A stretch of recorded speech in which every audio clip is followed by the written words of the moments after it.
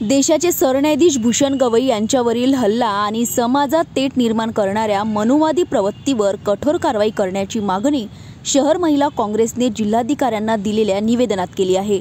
सरन्यायाधीश भूषण गवई यांच्यावर सर्वोच्च न्यायालयात वकील राकेश किशोर तिवारी यांनी बूट फेकण्याचा घृणास्पद आणि असंवैधानिक प्रयत्न केला। हे कृत्य केवळ वैयक्तिक स्वरूपाचे नसून देशाच्या संविधानिक मूल्यांचा आणि सर्वोच्च न्याय संस्थेचा अवमान करणारे आहे।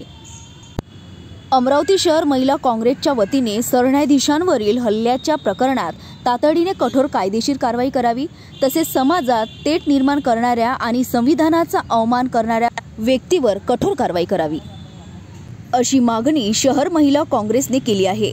यावेळी महिला काँग्रेस जिल्हाध्यक्ष जयश्री वानखडे, अपर्णा मकेश्वर, लक्ष्मी अहिरे, मीना सरदार, किरण चांदोडकर, आसमा परवीन, अर्चना बोबडे, आरती पिंपळे, सीमा तिवारी यासह महिला काँग्रेसच्या पदाधिकारी व कार्यकर्ते उपस्थित होते। जयश्री वानखडे, अमरावती शहर महिला काँग्रेस अध्यक्ष।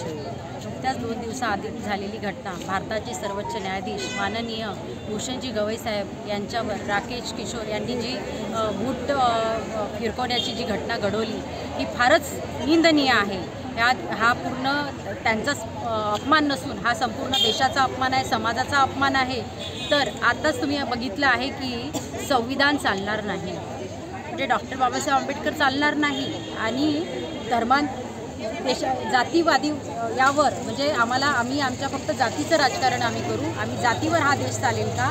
म्हणजे मला एवढं कळतंय की भारत देशामध्ये एवढी मोठी घटना, निंदनीय घटना घडली, कुठेच तुम्हाला बीजेपी सरकार तुम्हाला दिसत नाही आहे, मोदीजींची प्रतिक्रिया नाही आहे, शहाजींची प्रतिक्रिया नाही आहे, त्या लोकांचे आंदोलनं कुठे नाही आहे, त्या व्यक्तीवर कारवाई केलेली नाही आहे। RSSच्या लोकांचं स्वयंसेवक संघाच्या लोकांवर थोडीशी टीका करण्यात आली, तर त्या व्यक्तीची पोलीस कंप्लेंट, त्या व्यक्तीवर कारवाई करण्यात आली। म्हणजे किती मोठी घटना आहे। म्हणजे आजही मला वाटते की आपण गुलामगिरीकडे जाण्याच्या याच्यामध्ये आहोत, गुलामगिरीकडे आपल्याला जावं लागते आहे। मी देशबांधवांना, अमरावती शहर, महाराष्ट्र आणि भारतातल्या सर्व लोकांना एकच संबोधित देते की त्यांनी होतं काय आहे या गोष्टीचा सगळीकडे लक्ष द्यावं आणि या गोष्टीचा निषेध करावा आणि हे सरकार काय करेल यावर काहीही सांगता येत नाही। म्हणून या गोष्टी आम्ही निषेध व्यक्त करतो की डॉक्टर बाबासाहेब आंबेडकर आणि भारतीय संविधान हे फारच धोक्यात आहे। फक्त मला असं वाटते हिंदू राज्य आणि मोदी एवढंच सरकार राहणार आहे का? आणि बाकी जनतेचं काय करेल, जनतेचे काय हाल होईल हे निश्चितच आहे। मला अर्चना रक्षे, विदर्भ न्यूज, अमरावती।